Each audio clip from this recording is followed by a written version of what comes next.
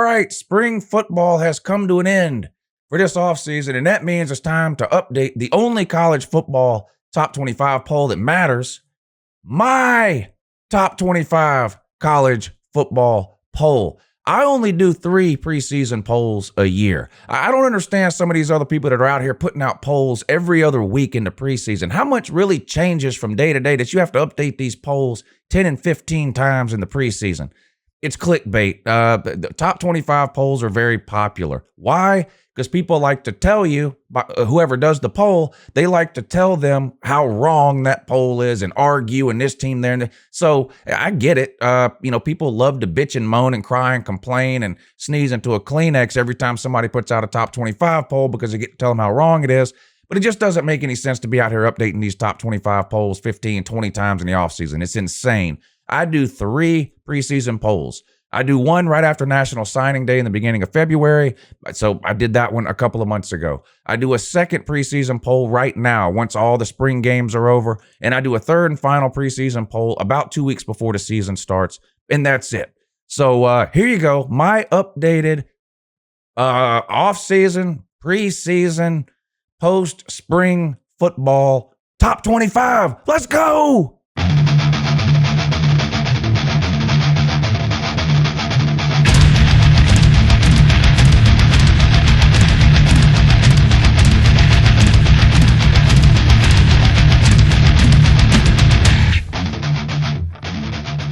Hey, good morning. It's Uncle Lou here. Yeah, that's right. It's me, Uncle Lou. And guess what? I'm live for you on LouTube today. Thanks for watching. Really appreciate it. Subscribe to this channel if you're not already. Did you know I post college football videos almost every single day of the year? Yeah, it's true. Some are even watchable. And I happen to know from past experience that a lot of people consider these top 25 polls to be watchable. Why? Well, like I mentioned in the beginning, you guys get to cry and complain and tell me how idiotic this poll is and that I've never seen a football game. So anyway, we're going to jump right into this. Now, as usual, I do a top 25. I'll show you my top 25. I don't talk about the entire top 25. The biggest complaint I ever hear about top 25 polls, other than how wrong they are, is that they don't know why certain teams are where they are. Why is this team ahead of that team? Why isn't that team 8 instead of 6? For the top 10 of my polls, I try to explain to the best of my ability why I have the teams ranked in the order that I do. I'm not trying to convince anyone that I'm right and they're wrong. I want you to know my reasoning and my explanation for placing a team where I place them. Because of that, these videos are a little long, and so there's just no way I could do that for all 25 teams, but I do that for the top 10. If you happen to have a question about why I have a team ranked where they do 11 through 25 and you want to ask me in the comments section, I will do my best to reply to those comments and tell you why some team is 13 instead of 14 and why some other team isn't 13 instead or whatever. I'll do my best to try to answer those. But in this video, I'm going to show you the top 25 and explain the top 10. All right, real quick, I'm going to flash up on the screen the top 25 poll that I did right after signing day this past year. So if you want to look back at it as a reference as far as where teams have moved in my poll from post-signing day to post-spring, you'll be able to look back at it and see. You can screenshot it or whatever. Here it is. Okay, that's enough. You can screenshot it or pause the video or whatever you need to do. That was my top 25 right after National Signing Day.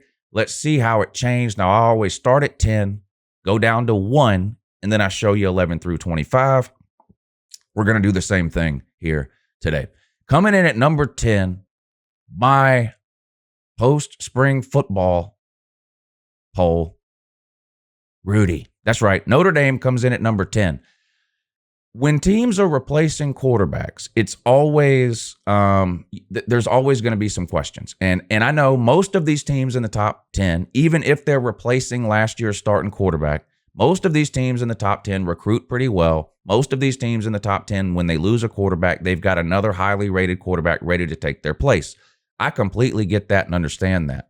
However, there's never a guarantee that just because a guy was highly rated or looked good in spring or whatever, there's never a guarantee that he's going to perform like we hope or think that he's going to perform. So I always have questions about teams who are replacing quarterbacks. Now, sometimes I might have less questions depending on the talent that's around them at other positions.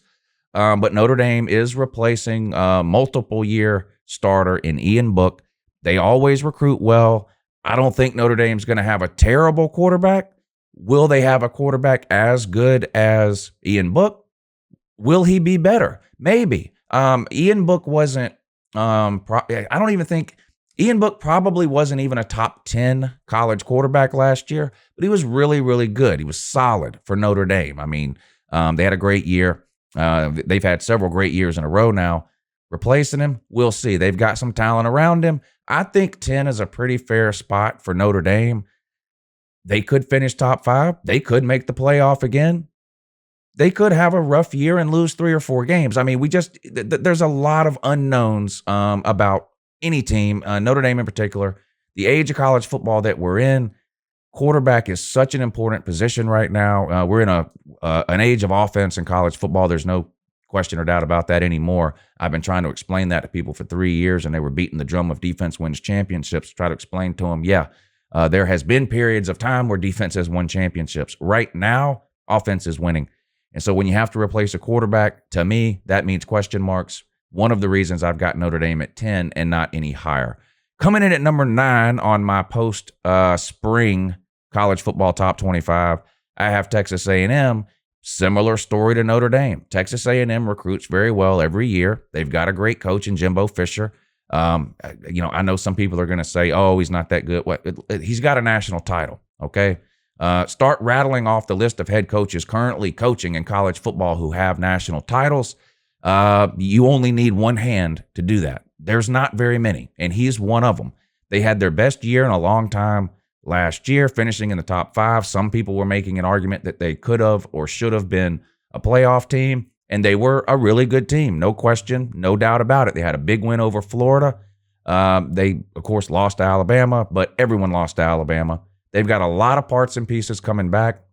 They're also replacing a multi-year starting QB in Kellen Mond. So I have some of the same questions about A&M that I have about Notre Dame. There's no doubt in my mind that Texas A&M is one of the most talented teams in college football. There's no doubt. They've got top 10, top 15 talent, and they've got some quarterbacks that they really, really like. But again, until we see a college quarterback make plays and play well on a Saturday, it's hard to fully buy in. So that's one of the reasons I've got Texas A&M at 9 and not maybe a little bit higher. Quarterback is just such an important position right now. I don't think you can overstate it. I mean, I'm a Georgia fan. That's obvious. Feel free to type about it in the comments down below. One of the reasons Georgia has been a really, really good team over the last 3 or 4 years and not a great team is because they have not had great quarterback play. Going all the way back really to when Kirby first got there, Eason was okay in 16. Fromm was okay in 17. He was less than okay in 18, and he was borderline terrible in 19.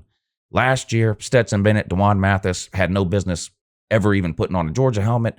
JT Daniels gets to start halfway through the season, and he looks to be the best quarterback, at least numbers-wise, so far that UJ has had since Aaron Murray, which, of course, broke all kinds of SEC records back in the early 2010s. So quarterback's a very important position, and we'll see if Texas A&M can get, or we'll see what type of production Texas A&M is able to get out of the quarterback position this coming year. I've got them at 9. At number 8 in my poll, Cincinnati. I will admit it's very hard to rank group of 5 teams in the preseason.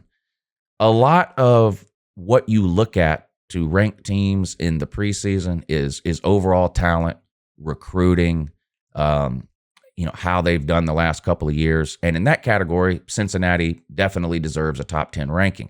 I think they've only lost, 2 or 3 games in the last 3 seasons. They've been really, really good. New Year's Six Bowl last year, close loss to Georgia.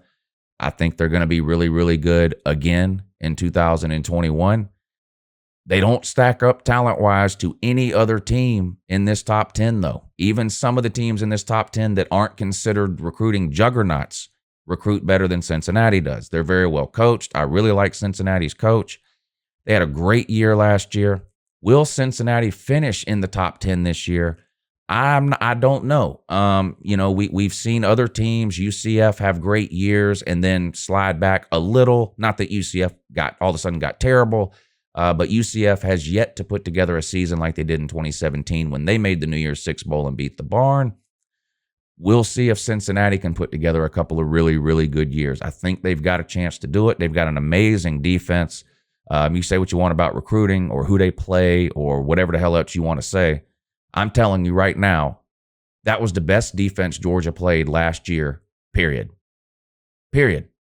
Better than Alabama, better than Florida, better than Auburn, better than you name whoever. Name anybody we played. Cincinnati, I watched every second of every Georgia game.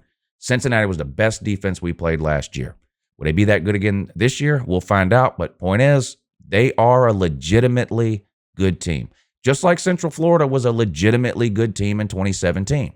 It's not impossible for a group of 5 team to be a top 10 team. I know they don't have the talent. I know their strength of schedule isn't what the other Power 5 schools are. But if you watch Cincinnati play, it's not a fluke. It's not a fluke. They're not one of these teams with a gimmicky offense. They're not some kind of team that had one weird year where they won 11 or 12 games. Cincinnati's been doing this for 3 years in a row. The coach is unbelievable. I think it's not only acceptable to have Cincinnati in a preseason top 10, I think it's ridiculous if you don't have Cincinnati in your preseason top 10. I've got them at number 8 in my post-spring game top 10. Number 7, I've got North Carolina. Now, this is interesting to me because I spend all this time talking about how important quarterback is, right? We're in an age of offense. Quarterback is by far the most important position on any team in college football right now. If you don't have a playmaking elite quarterback who can win a game for you, not just not lose a game, you got to have a quarterback that can win a game. If you don't have that, you're pretty much screwed. Of all the top 10 teams in this poll, North Carolina's probably got the quarterback you're most comfortable with. Sam Howell. He's going into his 3rd year as the starter. He's put up amazing numbers in each of his first 2 seasons. He's played lights out. He has struggled at times. He hasn't been perfect. But when you get done looking at my top 10 poll here, find me another quarterback on this list of top 10 teams that you're more if you had to create a college football team, I don't know that you could find another quarterback in the top 10 that you're more comfortable with saying, I'll take that guy. We've seen him do it for 2 straight years. You can't say that about hardly any other quarterback on the list in this top 10. However, I still have questions about anybody in the ACC not named Clemson being able to run through a season with a good enough record to legitimately threaten to make the playoffs. As good as North Carolina has been over the last 2 years, they seem unable to avoid boneheaded losses. Losing to Florida State last year, unacceptable. You have to avoid that this year. On top of that, you have to get over the mountain, which is Clemson at the end of the season in an ACC title game, even if you manage to get there. And unlike maybe the SEC or the Big Ten, North Carolina could be 12-0 heading into the ACC title game. If they lose the ACC title game, they're not getting in the playoffs. It won't happen. The ACC, the reputations are what they are, and they can't be changed overnight. The reputation of the ACC is that there aren't 2 teams good enough to get into the playoffs. That's just the reputation. Now, it's possible a team like Clemson could be a second team in, right?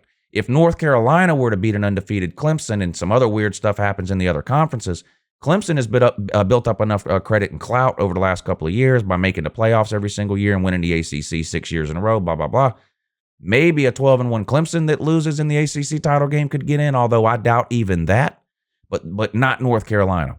North Carolina would be better off losing 2 games in the regular season, in my opinion, and then beating an undefeated Clemson in an ACC title game than they would be to have an undefeated regular season and then lose to Clemson in the ACC title game. In terms of making the playoffs, I think they'd have a better chance at 11-2 with 2 regular season losses and an ACC title than they would at 12-1 with no regular season losses and a loss in the ACC title game. North Carolina's a dangerous team. They're loaded, and Sam Howell gets a lot of the attention for obvious reasons. He's a Heisman favorite, top 5 Heisman contender for this year. But North Carolina's recruited well on both sides of the ball. This could be the best defense that North Carolina has had so far under Mack Brown, and you have to assume that Sam Howell is going to continue to improve. They did lose a couple of stud running backs from last year's team. We'll see if they're able to replace those. I don't care how good of a quarterback you are. It's still a lot easier to throw the ball when teams have to respect your run game, and that's been the case at North Carolina with those two running backs they've had. We'll see what type of run game they have this year. I've got North Carolina at 7. Coming in at number 6, I've got Iowa State. This is another team that I really struggle with. In college football, there's a couple of things that separate good teams or good teams that have a great season from great teams and great programs. And to me, right now, Iowa State is a good to great team. One of the differences between the two, a good or a great team versus a good or a great program, is the ability to do it year after year after year after year, or 4 out of 5 years or something like that, consistently being in the top 10, top 15, that kind of thing. That's what becomes hard to do for a team like Iowa State that doesn't recruit at the level that an Alabama, a Clemson, an Ohio State, an Oklahoma, or a Georgia do, teams that are consistently in the top 10 the last 4 or 5 years. Iowa State has the ability over a 3 or 4 year period, if they get a veteran team with some leadership in key spots and a few great players, to have a great season or two. When they start to lose those players, it becomes much harder for a team like Iowa State to backfill that talent than it does an Alabama, Clemson, Georgia, Oklahoma, or Ohio State, who have highly rated 4 and 5-star players, on the bench. A team like Iowa State doesn't have that. It's hard to sort of gauge. I don't think anybody would be surprised to see Iowa State really compete with Oklahoma, maybe even beat them in the regular season, but also finish the regular season with 2 or 3 losses, right? I mean, that's what you see a lot of times from these good but not consistently good football teams. They get up for a big game, they play well, they play a mistake-free game, they play their best game, whatever. They beat a really good team, turn around, lose to Kansas State or something like that, Texas Tech, TCU, whatever. You get what I'm saying. That's the questions I have about Iowa State. Like Cincinnati, Iowa State doesn't have anywhere near the talent of any of these other teams in the top 10, but they're extremely well coached. Matt Campbell, one of the best coaches, definitely one of the best coaches in the Big 12, probably one of the best 5 or 10 coaches right now in all of college football. I'm kind of surprised he's still there. To me, when you're in a position like Matt Campbell is in at a team like Iowa State, you got to strike while the iron is hot. Unless you're committed, I'm talking really committed, not just saying you're committed. All coaches say it. I'm committed to Iowa State. I'm not going anywhere. All coaches say that. Very few mean it. Unless he really means it. Unless he's dead serious about really wanting to still be at Iowa State in 15 years for whatever reason. I think when you have a season or two like he's had, especially if they have another great year this year, I don't see how you stay there. If your goal is to move up, if your goal is to eventually compete or even win a national title or anything like that, that's not happening at Iowa State. No disrespect to Iowa State. It's just not happening there. They cannot recruit, and they never will be able to recruit at the level required to consistently put great teams on the field year after year. It will never happen. It doesn't matter who the coach is or how good Matt Campbell is. Brom at Purdue, head coach at Purdue. A couple of years ago, he was one of the hottest names in college football in terms of coaching searches, right? Every single school that had an opening, you heard his name associated with it. He even interviewed at a couple of places. Didn't take any jobs, opted to stay at Purdue. Now Purdue's pretty bad, and no one wants Jeff Brom anymore. That, Matt Campbell runs the risk of that happening to him if he chooses to stay at Iowa State for any more than another year or two. We'll see. I don't know. I don't know where his head's at. I don't know how attached really he is to Iowa State, but he is a great coach, and I feel like number 6 is fair for Iowa State. Getting into the top 5, and I did a little bit of shuffling around in the top 5. If you remember my post-signing day poll, my top 5 was number 1, Bama, number 2, Clemson, number 3, Georgia, number 4, Oklahoma, number 5, Ohio State. At number 5, I've decided to leave Ohio State there. Ohio State. Ohio State has the talent to win the national title this year. And I think there's only 5 or 6 teams, in my opinion, that have a legitimate shot at a national title this year. Ohio State is one of them. However, of all the teams in the top 5, my new top 5, to me, they have the most question marks at the quarterback position. That's almost the sole reason I have them at 5 and not any higher. There are a couple of other teams in the top 5 who have first-year starting QBs, but I feel like we know a little bit more about those QBs. In fact, I know we do. You're talking Bryce Young at Alabama and the ukulele at Clemson. Now, the ukulele started 2 games last year when Trevor Lawrence went down. We've seen what he can do. The guy in 2 starts, the guy put up almost 900 yards. You can say whatever you want about the competition or whatever. Got true freshman. First 2 starts ever. One of them was on the road at Notre Dame. He went over 400 yards. I know they lost, but did you watch the game? It wasn't the ukulele's fault Clemson lost that game. He played amazing in both games that he started in.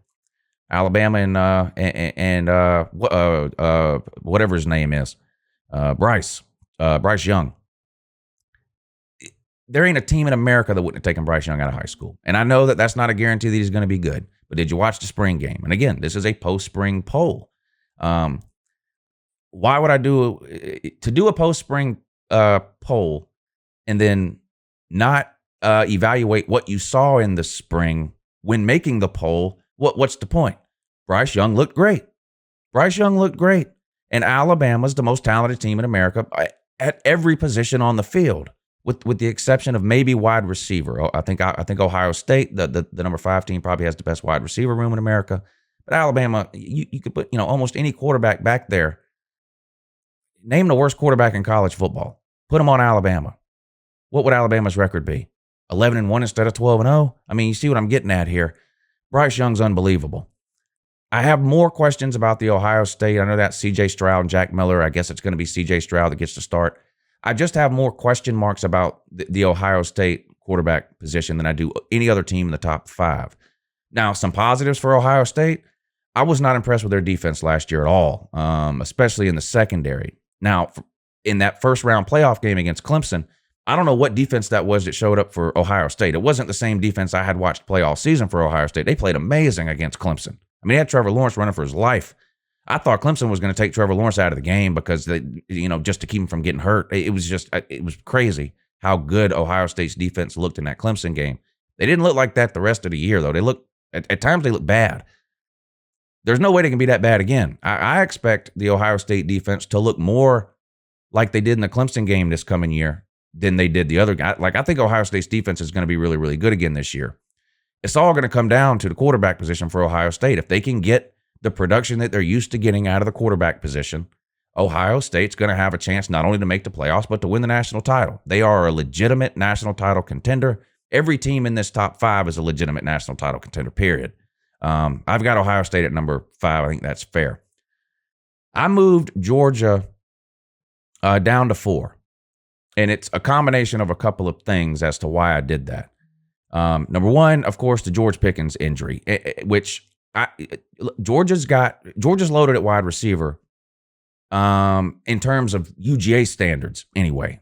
We don't have an Ohio State wide receiver room or even an Oklahoma wide receiver room, or hell, probably even in Alabama, even though they lost a lot of their talent there.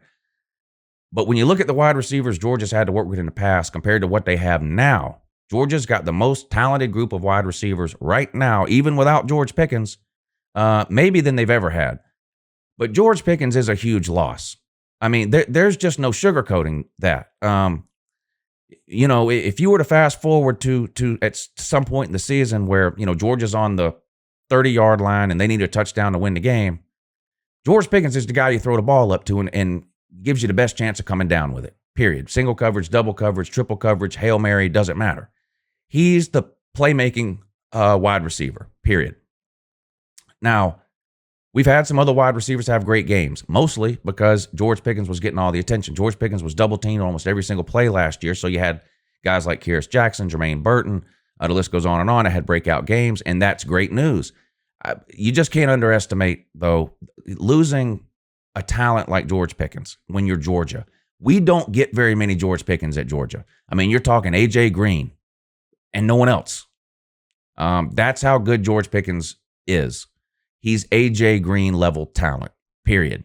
And he's out for the year. That's not to say that I'm worried about Georgia's wide receiver situation or that we have bad wide receiver. We don't. We have great wide. Arian Smith, Jermaine Burton, Rosemy St. Jack.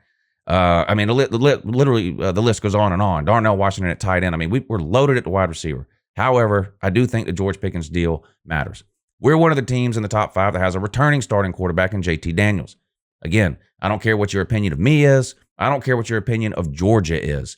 There aren't 4 returning quarterbacks in college football better than JT Daniels. There aren't.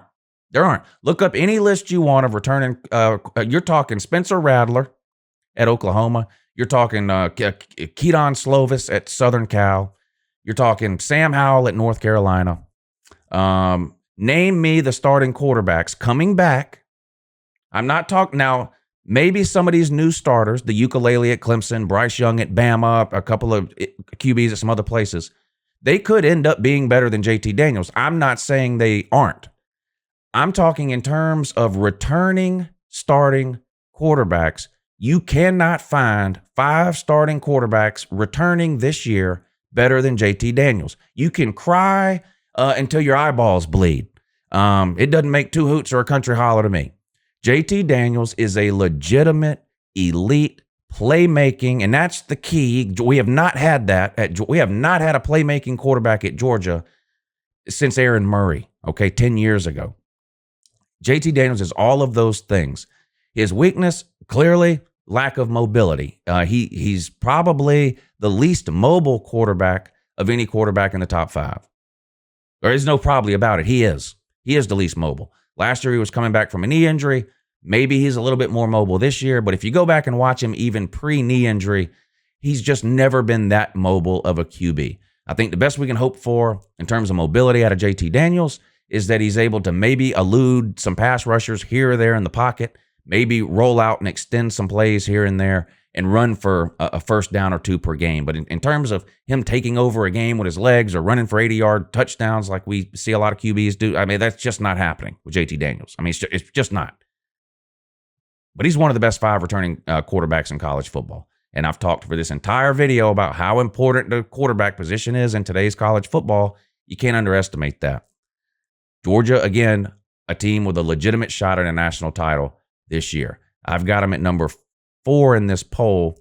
And I'm going to show you the rest of the top 5 right now because I need to explain why UGA's at 4. I moved Oklahoma all the way up to number 1. I had them, what did I have them in the last poll? 4. I had them at 4 post signing day. I moved them all the way up to number 1. Out of every team in this top 10, top 5, top 10, out of every team, I have the least amount of questions about Oklahoma. In fact, I don't have any questions about Oklahoma. None. I don't have a single question. Their quarterback is unbelievable, Spencer Rattler. They're going to have one of the best offenses in college football because they do every single year with Lincoln Riley. The mistakes that we saw Spencer Rattler make early in the season, a lot of people can't get the first 3 weeks of last season out of their mind when it comes to Oklahoma. And I get that. It was hilarious. Believe me, I made I don't know how many videos laughing at Oklahoma when they lost 2 of their first 3 games last year. What happened after that? Oklahoma was one of the best teams in college football at the end of the season, period. There weren't 4 teams better. Now, I'm not saying they should have been in the playoffs. I value the regular season. To me, the regular season is a 12-game playoff, really, and you can't lose 2 of your first 3 games and recover from that. You just can't. And Oklahoma knows that, and their fans know that. But they were. There's no question they were one of the best 4 teams in college football at the end of the year. The best defense they've had in probably 6 or 7 years last year. And I think it's going to be even better this year. And if you have any questions about Oklahoma's offense, I don't know what you've been watching the last 4 or 5 years. I honestly don't. I don't. Spencer Rattler might be the best quarterback in college football this year. they're a legitimate national title contender. Forget making the playoffs. I know it's every time they make the playoffs, they lose in the first round. I get it. Why? Not only a terrible defense, no defense at all. Not the case now. Do they have a top 10 defense? No. I don't want anybody to get the wrong idea here. I'm not trying to convince anybody that Oklahoma's defense is loaded with first-round draft picks. That's not what I'm saying. But I want you to think about how good they were and how close they were to winning playoff games and national titles when they had defenses ranked 130th. 130th. So let's say this year they have a top 30 defense, top 40 even. They're still going to have that same top 5 offense they have every single year. You combine a top 5 offense with a top 30, top 40 defense, you've got a legitimate shot at a national title, period. And that's what Oklahoma has. 130th ranked defense? No, you can't roll into the playoffs with a defense that bad. But you get a top 30 defense paired up with a top 5 offense in today's college football, you have got a legitimate shot, and that's Oklahoma. Like I said, I know we've thrown a lot of punches at Oklahoma on this channel, and I'm as guilty as anybody else, and they deserved it. When their defense was terrible, I got on here and I said, their defense is terrible, and I laughed. Their defense is not terrible right now. It's not. It's not. And again, if you don't know that or you disagree with that, I don't know if it's because maybe you didn't watch enough Oklahoma last year, or if it's because you just, they lost 2 of their first 3 games and so they suck. Oklahoma, to me, this is the best shot Oklahoma has had in the playoff era to win a national title. Period. And it's because their defense is so much better than what we're used to seeing before. They've had 3 or 4 offenses good enough to win a national title in the playoff era. Never had a defense. This could be the year. I've got Bama at 2 and Clemson at 3. I really don't care what order you put the top 5 in. I'm not really going to disagree. If you want to put Ohio State at number 1, go ahead. You want to put Bama at number 1, Clemson, Georgia. I'm not going to argue what order. However, if your top 5 doesn't include these 5 teams, well, you're wrong. These are the best 5 teams heading into 2021. Will these 5 teams finish as the best 5? Well, the odds tell us no. History tells us no. Some team's going to surprise us. One of these top 5 teams is going to be, is going to lose a couple of games that we didn't think they would lose. But if you've got a top 25 right now that doesn't include these top 5 teams in some particular order, I don't know how you justify that. I don't. I honestly don't. Bama's loaded on both sides of the ball. Oh my God, they lost Najee Harris. Oh my God, they lost Mac Jones. Mac Jones is probably the least talented quarterback Alabama has had in the last 7 years, 8 years. I mean, he's no Tua. He's not even Jalen Hurts. I'm just being real. And look what he did. Bryce Young is probably going to be way better than Mac Jones. So, they lose Najee Harris? Great. How many 5-star running backs do they have on that roster? I think they got 2 more. Brian Robinson and what's the other guy's name? Trey Sanders? Is that his name? I might be getting that wrong. He was injured, but he'd be back this year, 5-star. Is anyone really worried about Alabama's wide receivers? Oh my God, they lost Devontae Smith and Jalen Waddle. Is there anyone worried? Alabama's defense too. Alabama's defense was bordering on bad 2 years ago. I mean, let's just be real. 2019, the year they lost 2 or 3 games, whatever it was, and didn't even make the playoffs or a New Year's Six bowl, made the Citrus Bowl or something. That defense was bad. It was better last year. And like Oklahoma, it could be even better this year. I mean, they lose Patrick Surtain. They lose a couple other pieces here and there off the defense. But Jesus Christ, I mean, do I really need to explain to anybody Alabama's recruiting?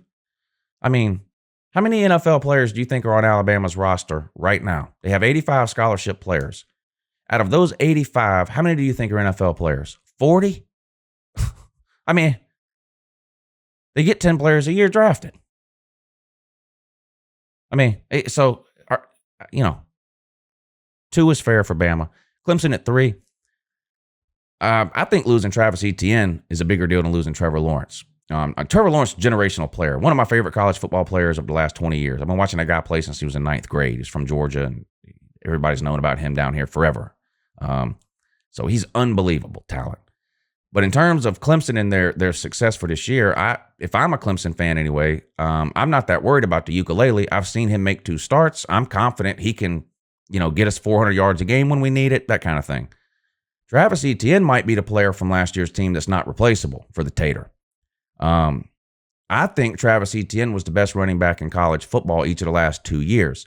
No disrespect to Najee Harris. Najee Harris is amazing, and I don't have a problem with Najee Harris getting drafted 1 spot ahead of Travis Etienne either. I mean, they're your 1A, 1B type players there. Those were clearly the 2 best running backs in college football. So that's not a knock on Najee Harris at all. I love Najee Harris. I just happen to think Travis Etienne was a little bit better each of the last 2 seasons. I don't know that Clemson can replace that. I don't. They're not really known for producing great running backs year after year after year after year. I mean, they've had a few. Was it C.J. Spiller or whatever his name was 10 years ago? And, now name a Clemson running back between C.J. Spiller and Travis Etienne. Now, I know the Clemson fans can name them. I mean, if you're not a Clemson fan, tell me who was the starting running back at Clemson before Travis Etienne. Tell me who Travis Etienne's backup was last year. That's the point I'm making. Not that these are terrible running backs. Again, Clemson recruits at a crazy level. They've got talented running backs. I just don't think they've got another Travis Etienne. I think that's probably the hardest piece for Clemson to replace from last year's Travis Etienne. Now, their defense, I think they get 10 of 11 starters back on defense. They were going to get all 11 back. One of them got kicked off the team because he forgot to go to class for 6 months or something like that. A typical Tater behavior. That's C- behavior there, by the way, for Tater Man. Shout out to the Tater Man, too. Clemson, of course, currently riding a 1-game losing streak, about to be 2. They play Georgia week 1. Clemson's going to recover from that week 1 loss, though. Clemson will get beat by Georgia in week 1. They'll win their next 11 games, though. They'll finish the regular season 11-1, and as long as they win the ACC title, they'll still be in the playoffs again at 12-1. It doesn't matter. It won't matter that they lost in week 1 to the best team in America, the Georgia Bulldogs. C- team, but they'll make the playoffs if they go 12-1 with that loss to Georgia, which is coming in week 1. Have a good morning.